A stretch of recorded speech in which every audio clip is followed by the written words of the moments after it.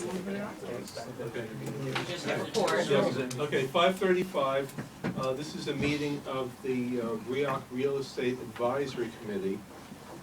Present on the committee, Faye Christian, Howard Pollovy, Chair.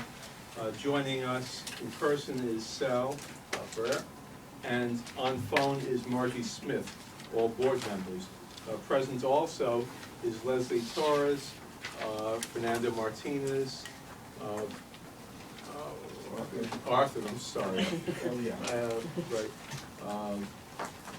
John Lewis, and Steve Sharonis, right. And numerous members from the community. So on our agenda, first item is a discussion of street vending licenses on Roosevelt Island. At our last meeting, we began this discussion by considering whether licenses of any sort were appropriate, and basically the logic and reason for such things. And the staff undertook to contact Battery Park City Authority in order to find their take on street vendors. These would be motorized vehicles that park at various locations, providing food and appropriately licensed already by the City of New York. Did you have? And this is Don Lewis, Marty. We did contact Battery Park City, as we told Howard the other day. They took a good while in getting back to us. We finally heard back from them. What we requested from them was their policy, because my understanding was that the committee wanted to perhaps consider establishing a policy on these food cart vendors. When Battery Park City did get back to us, which is I think on Friday evening, they sent us certain materials that ultimately were not helpful. They sent us an agreement, so I guess misunderstanding there, and it was not a policy. We followed up this week with them, got a hold of them yesterday, and we're told that they, in fact, do not have a policy that we could use as a model or a template. And just for everyone who's here, the way this came up is, I think Sal had mentioned at our last meeting that on one of these nice days we've been having this winter, he was over in Battery Park City and they had some street vendors and the like that, seemed like it was going well. Right. So, because they weren't able to provide us with a policy, and they also said they really don't manage their vendors there, that the city does it. Okay. Because they pretty much defer to the city, which we can consider doing. So then yesterday, because the meeting was coming up and they took a while to get back to us, we contacted an individual at Corporation Counsel for the City of New York who defends a lot of lawsuits against the city involving permits and vendors and the like, and asked them for some guidance.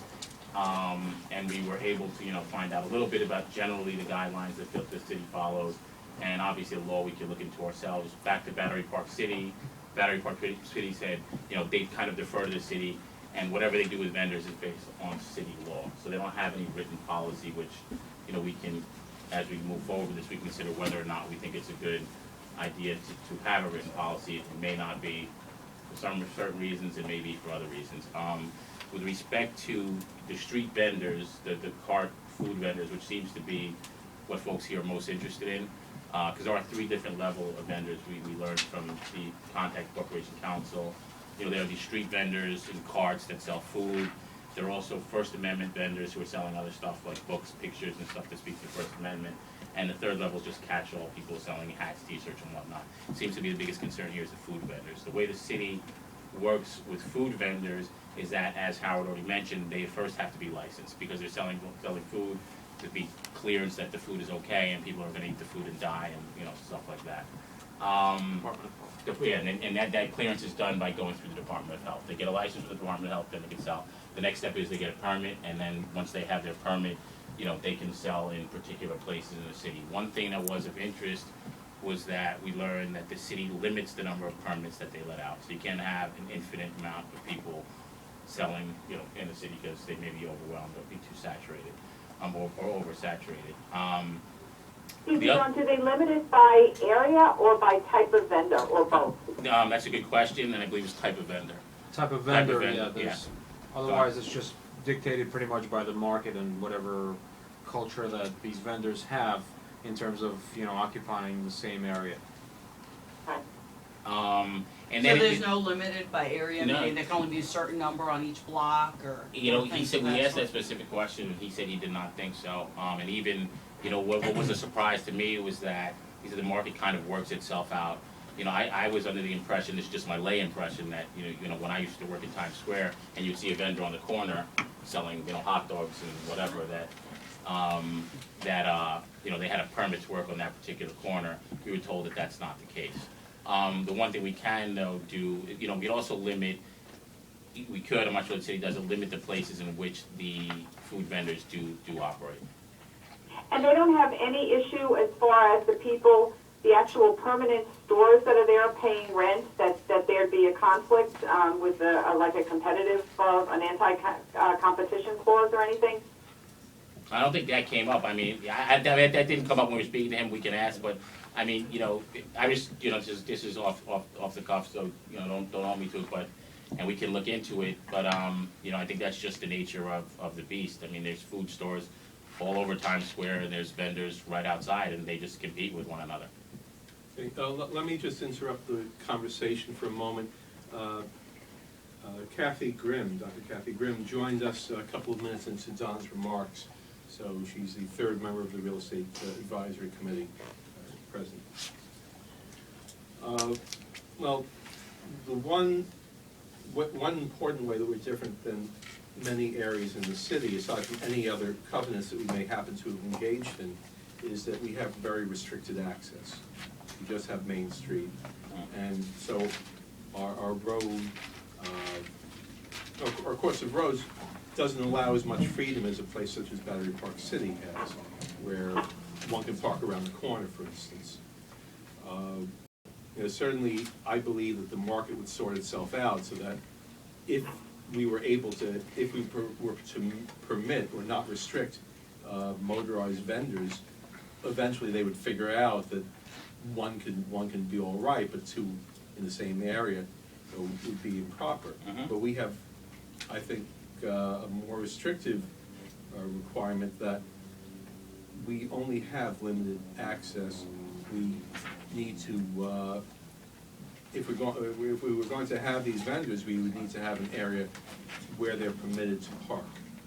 That would not be obstructing traffic nor the normal commerce that residents and existing retail and building management companies require for their ordinary business.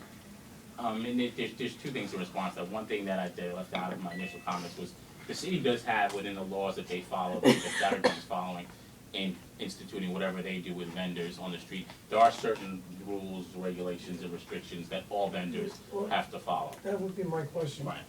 If you go to Soho, Mm-hmm. there are vendors, but they're all, you know, trinkets, jewelry, hats, ties, you know, all laid out, and it's like one right after the other. Mhm. The interesting thing is, I just realized, because we're talking about it, you have all restaurants in that area, and there's not one food vendor in that particular area. So is that by design, is it by accident, you know? Because if you walked, I'm gonna go there this weekend just to make sure I'm seeing everything, because it wasn't, but I walked through, there's a restaurant that I go to on Prince Street, and there's vendor after vendor after vendor, but you're dealing with clothing, trinkets, jewelry. There's no food at all. The problem with the food would be, I guess, a conflict for the restaurants that are there. You have everything from cafes to, you know, full menus. Could be that the food vendors decided it's better to go somewhere else. And the other thing is that falls, I spoke to 3 tiers of vendors. Yeah. What you're saying, the trinkets and whatnot, is the 3rd tier, that's catch-all vendors. Right. And they can pretty much do whatever they want. So they may figure that's a good place to sell their trinkets because the type of people who shop in Soho buy that stuff. So there's a lot lining up and doing it. But one thing I didn't mention is there's also, within the city laws on vendors, there's certain just restrictions and regulations on time, place to get so far from a fire hydrant, so far from the curb. I don't know what all those are, but those would apply to us. But also, to your point, Howard, about us, you know, being a little bit differently situated here on the island than, you know, the city of New York or Manhattan. You know, with the conversation we had yesterday, we referred to a person at Parks who we've been trying to get a hold of today, who we've not been able to get a hold of yet, who's in charge of their permitting process. And one of the reasons for that was that Parks do their street vendor or food vendor truck stuff a bit differently than they do the rest of the city. What they have is they have a more restricted program. They have designated sites for concessions. We were told that if you do something like that, it does allow for tighter control, which is something that, maybe folks would or would not have an appetite for here, but it makes what you're doing more susceptible to legal challenges. And in addition, in that process, the food vendors have to bid out to allow for a fair process, and that will potentially involve, dispositions and bring in the public authorities law. So that's one thing that, we haven't been able to flesh out, but we're looking into as well. So said another way, it's not simply that they have restriction on the number of sites permitted, but they also have basically a bidding process to occupy those sites. That's my understanding. So it wouldn't be as if here's a spot, and whoever happens to get there first on a particular day can occupy it. That was my understanding. It basically becomes a concession system. It's the Okay, same so a concession system would have bidding and would have much tighter control. Well, I think what we need to do is find a way to provide the residents with the kind of things they would get, like in a Manhattan or somewhere where they can have the different vendors and choices of all the foods, while at the same time not giving an unfair advantage to the mobile vendors, so that our own vendors can't compete because they have to pay rent. So, I mean, there's got to be some way to balance that. And what kind of, term is the license? Do you get a license for 6 months or a year, or for a specific spot, or for a day or a weekend, or what? I think you can probably negotiate that per the permit you're giving out. I mean, the license is received from, if it's a food vendor, they would get the license from the New York City Department of Health. I'm not sure what the length of those would be. I figure that if we were giving out permits, we could, that could be one of the things we decide on as we give them out. Well, I'd like to work with our Chamber of Commerce too, and see if we can't come up with something that everybody's happy with. And is there any kind of like vendors association that we could kind of find out from any kind of group how they manage to not compete with the? Because I don't understand how, if I'm a pizza place and I'm selling pizza and then somebody pulls a truck in front of my store that sells pizza, he's kind of giving that guy an unfair advantage because he doesn't have to pay the rent. Well, I understand, the product wins and all that kind of stuff, but there is a limit to, we've got to be fair to our own guys.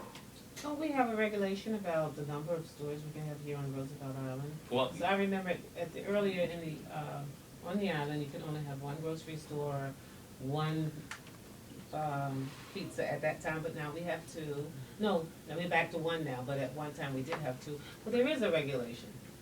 Well, each of the leases, I believe, originally had non-compete clauses, Yes. but I'm not sure that that continued with the next iteration of leases. I don't know that. But There may be restrictive covenants in some of the existing leases, and one other issue, just a big issue on all of this is that, in doing this, we look back to the master sublease for the retail space, and within that agreement, there is a restriction on vendors in what's defined under the agreement as the retail corridor. And the retail corridor, as defined in the agreement, it's pretty much the space between Blackwell House and Motorgate. right. So But there I can't don't be, think we'd want street vendors there anyway. They'd be Well- blocking traffic. Well, no, The vendors' trucks would have to be somewhere else. that's good, I because assume we that won't. that rule was made because at that time, that's all there was on Main Street between Motorgate and, No, this is in the recent lease with the recent one? with Kramer, yeah. Well, one thing, this is Arthur Eliav, I just wanted to bring up one point. I mean, it is true that, street vendors have, I guess, the advantage of not paying rent, but it's also understood that they're a different type of creation than a restaurant where you can come in and sit down, and where you're basically, part of what you're paying for is the ambiance, is the ability to sit down and relax, and, and that's certainly not the service that the street vendor is providing. So in that way, it's not really comparing apples to apples. And in that way, they're not really competing against them, because it's almost like a different type of structure. And So even- that's just an argument that could be advanced to say that they're not really in the same league. They could compete And with against the pizza and pizza analogy, you know, the example you brought up, Mark, I mean, you do see in Manhattan, people selling, you know, hamburger type products outside of hamburger places, so I don't know that there is any kind of thing that prohibits someone from selling pizza outside of a pizza place. I don't know the answer to that. We can look into, and, you know, if there is some type of vendors association, perhaps they would know, but, you know, from my personal experience of walking around the city, I haven't noticed that, you know, certain types of food aren't sold outside of restaurants that sell the same type of food, or that there's any, you know, specific thing that precludes that. Well, It in fact, the only reason I used that as an example, Don, is because it was either Domino's or Papa John's. One of them came with a small truck and was practically, I mean, it was like 50 cents a slice or something. No, Marty, I completely understand the practical considerations here. I mean, from my small time here, there's the pizza place, there's the sushi place, there's a few other places, you know, obviously, I'm sure the folks running the pizza place or the sushi place wouldn't be happy if somebody set up outside and was selling, pizza or sushi. I mean, whether or not we can restrict that, I don't know, we can look into, but I don't know that there's any mechanism in place in a city, which, you know, is the best example we've been able to look at so far, whereby something like that would be prohibited. Obviously, the city is, you know, a different animal than what we have here at Roosevelt Island. Right. Also, typically, these restrictive covenants are seen as an advantage that is given to a particular, you know, tenant, and these are typically negotiated ahead of time, and they are considered to be one of the terms of the lease or an agreement. It's something that they negotiate and presumably pay up front for. Like was mentioned before, you know, it's typically done to entice some of the vendors to come onto the, you know, some of the tenants to come onto the island. You know, they basically raise that as an issue, and there is an understanding that that's what needs to be done. For example, I believe that's the history of, let's say, the restrictive covenant that Christides has.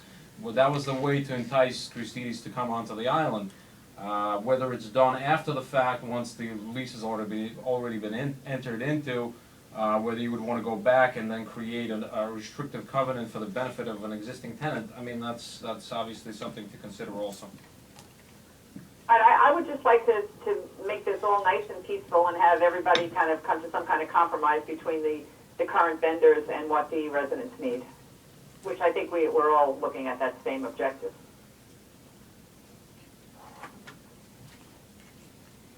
I see Alfonso here is one of the vendors, a couple of restaurants. I have an answer for every question that was in here. Okay. Pretty much. Does anyone have any objection if Alfonso gives us a little background? Nope. No, yeah. No, I think Also, I have my partner Jonathan here. We did a little research on pretty much the different vendors and the different laws that for vending. And just like you guys all brought up the same thing we brought up, we invested, I don't see a big line of people coming to Roosevelt Island to invest and to open up businesses. And I took a shot, and I liked it, and I see what was here. I'm more for, I mean, bring as many vendors as you can, or street vendors. Once they come here and they see, they'll be gone in about a week, 2 weeks, because there's no traffic flow like a city street. You can't compare it. He just said it, this is a different beast.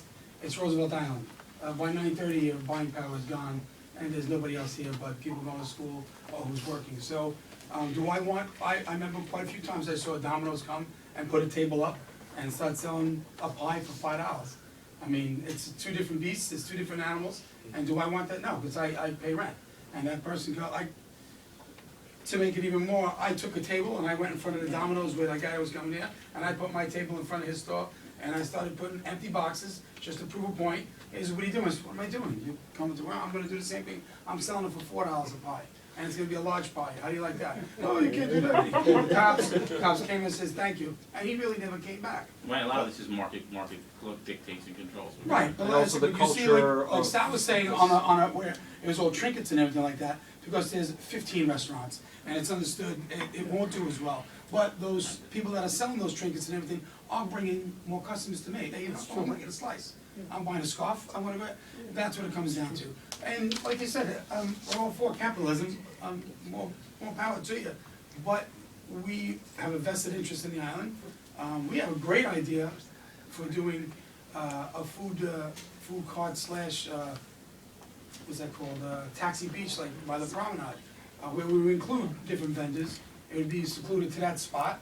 We could clean up and police that spot also, and make it like a destination Well, for the island. we're going to be considering that separately, Okay, so that, because of the nature of setting up, is much more analogous to what you were talking about the Parks Department doing. So there would be what amounts to an RFP bidding process. that's how the parks control it, which is good. You're not gonna put 10 different, 10 of the same vendors, you can do that. But a city street, I know that they're not issuing any more licenses for food carts, because unless you're on a private land or a privately owned area, then it's up to the person that owns it. Like, Right. I go to Manhattan Park and say, hey, I wanna put a vendor right here, they run the land, that's theirs, they're control it, they'll issue it. So that's what it comes down to, that's why you don't see that many vendors in the streets, or issuing new licenses. Okay. Do we have any other comments? Yeah, the Domino's issue, selling pizza, is not the same thing, because the Domino's is not licensed by the health department to sell those pizzas at the farmer's market for $5 a slice. So I think that analogy doesn't apply. Well, then just talk about a pizza place in general, take So Domino's if- out of it as a hypothetical. Right, But I but mean, there's a... Domino's is selling without a license or a permit, you're right, it's not a good Right, so we're analogy. not talking about that. We're talking about food trucks which are licensed by the city and by the health department. So I still really haven't heard any answer to the question of why does RIOC believe that unlike any other neighborhood, not just Manhattan, but Astoria, Williamsburg, Park Slope, any other residential neighborhood has mobile food trucks on their city streets? Why can't Roosevelt Island residents have that same opportunity, regardless of how it affects the existing retail restaurants? Well, first off, wasn't there a recent court case that the food vendor trucks were not permitted to sell from metered parking? Yes. Okay. From And what? so, I'm sorry, I didn't hear From that. metered parking, Okay. now that's a city rule, and when we were talking last time, we were saying, well, do we have authority for this? And I checked, and we do, under the RIOC Act itself. So Section 13 gives us the authority and responsibility to set parking, standing, all sorts of motor vehicle access rules on the island. So, by extension, I think that's where at least one element of the authority flows. Before walking in here, I had in mind, well, it would be very nice if we could designate some spots and basically have what amounts to a simple registration process by which, not for much money, but just to follow the process of a registration, we verify that the city license is valid. We provide information as to where parking is permissible, what restrictions might exist, and we just let the vendors register. And if we have First come, first served? first come, first served. Every day? I mean, it could be a Every different day, vendor? which is what we have, which is what we would have in uncontrolled space in Manhattan. The market does sort these things out, as Alfonso points out. I imagine that if we wanted to have restrictions by zone, for example, that if you have a food truck and you want to sell sushi, you're not permitted to be within a certain yardage of the existing Japanese restaurant, that sort of thing. That process might take quite a bit of time and be very cumbersome. Does anyone else have some comments on these other If they things? can't go to metered parking, there's very limited spots where they could park. Well, we could permit them to be at metered parking if we wished to. So you think that we, If we wanted to, we could permit that. We could dedicate. and if we didn't want to, we could also not do it. Right, well, it's true. yeah, thanks for what saying. As a business owner on the island, and we've also applied before for a vendor, we wanted to put a coffee cart outside the train in 2009 when the tram went down, which was turned down.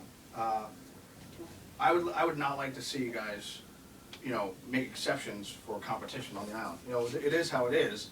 Why would you guys go ahead and change over what you guys have now, after you guys just fought for all this parking and everything, and now turn it over to food vendors? And if it's restricted from Blackwell to Motorgate, I mean, essentially we're talking about Southtown. Yeah, you're gonna leave it up to us to fend, pretty much.